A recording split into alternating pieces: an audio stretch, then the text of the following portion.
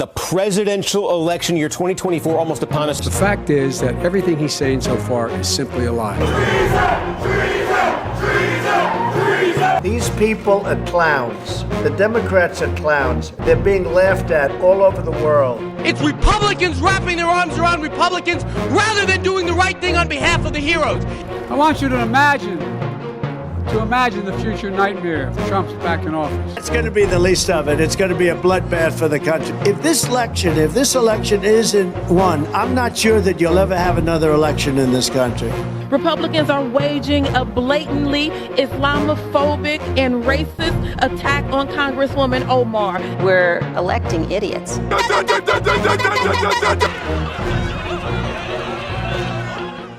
If you live in America and have eyes, you probably have a decent sense of how politically divided we are. But how bad actually is it? Depending on certain areas where people live.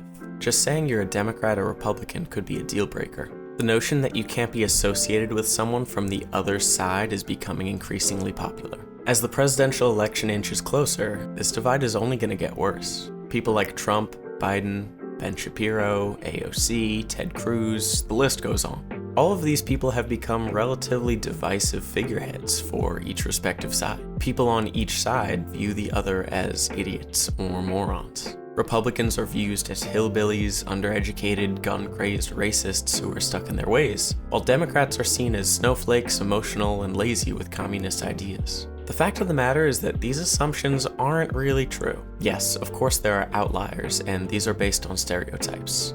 But the average American doesn't fit into either of these boxes. Perhaps the biggest reason for the divide is that each side consistently others one another. Othering a population is a tactic that's been used for thousands of years, and humanity is really good at it. This has been used in war, to place blame, or to gain power. And all of these have been used for control purposes. Some larger examples can be found in apartheid in South Africa, the Red Scare, treatment of indigenous peoples, African Americans during Jim Crow, literally any minority, and current America. Now, obviously the state of America is not nearly as bad as those, but that doesn't mean it can't be violent or dangerous. January 6th saw people literally storm into the Capitol, so this isn't exactly no biggie. It's half the country versus half the country. You know the last time the country was this divided? It's this toxic us versus them mentality.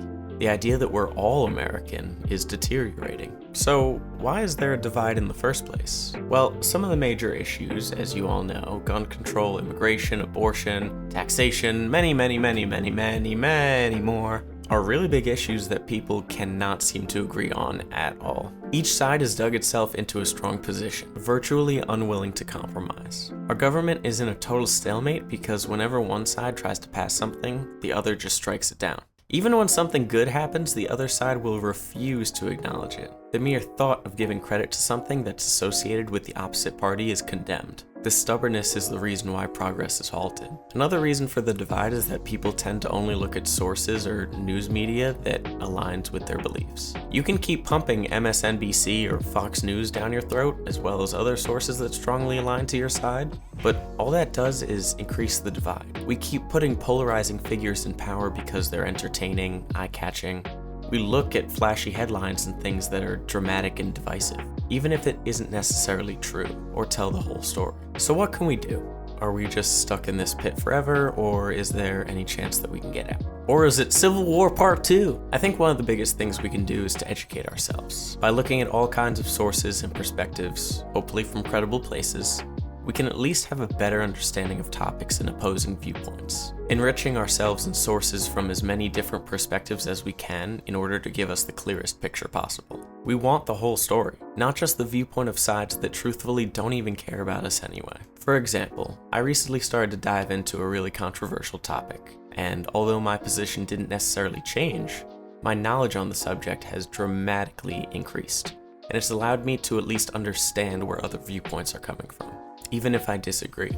Now, all of this isn't to say that some people's frustrations aren't valid, or to discredit people's opinions, because there's some issues that have very serious implications on people's lives. My point isn't that we're all gonna come together and sing Kumbaya, but rather to urge you not to view American politics as us versus them. demonizing and insulting each other based on certain stereotypes is only forcing this divide. I think if we educate ourselves on all perspectives, have a more empathetic lens rather than see people as polar opposites, elect officials who listen to the needs of the average American and not radicals, and at least attempt to understand where the other side is coming from, then maybe we can actually work together towards some reasonable solutions. So as we get closer and closer to the election season, hopefully we don't rip each other apart. Hey y'all, thanks so much for watching. 1% of you are subscribed, so please subscribe.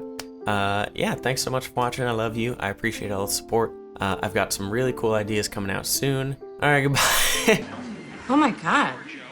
I think America is racist. Oh my God.